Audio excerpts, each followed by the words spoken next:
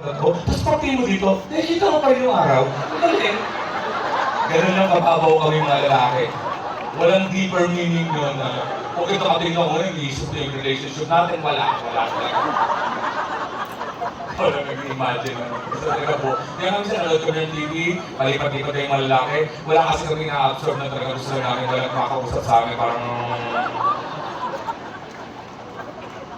Kasi ikaw, may problema ang babae, sa sobrang init niya, idadamay ka eh, tapos problema mo na. Nalahimik ko, sabi sa akin, alas na naman po ako ng title ng kanya, pag hindi ko matandaan eh. Sabi ko naman, tulungan na nakita dyan ako. Hindi ko alam yung title niya eh. Alam, hindi mo alam. Bobo. Oo, ginano ko sa Google. Sabi ng Google, are you stupid?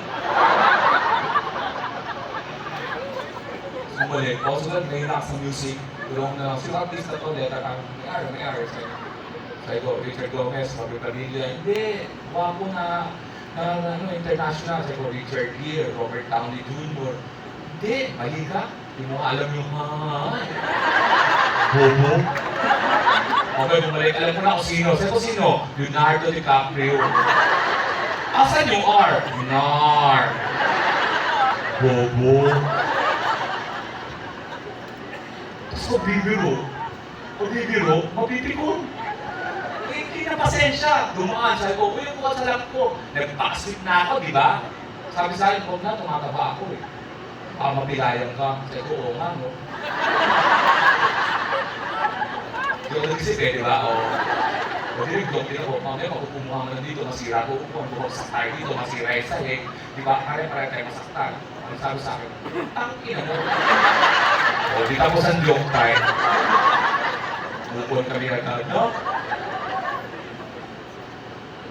Nakatakot na, alam mo rin nananahimik ka? Kasi minsan sinabihan ko ng asawa ko, ang bait ko na sabi, Alex ha, one month tayo hindi kaaway. Sabi ko, oo nga no, tarantado ka, baka may ginagawa ang kalokohan. Kaya minsan yung nervous ako pag nasasali ako, tumabi sa akin, sabi ko,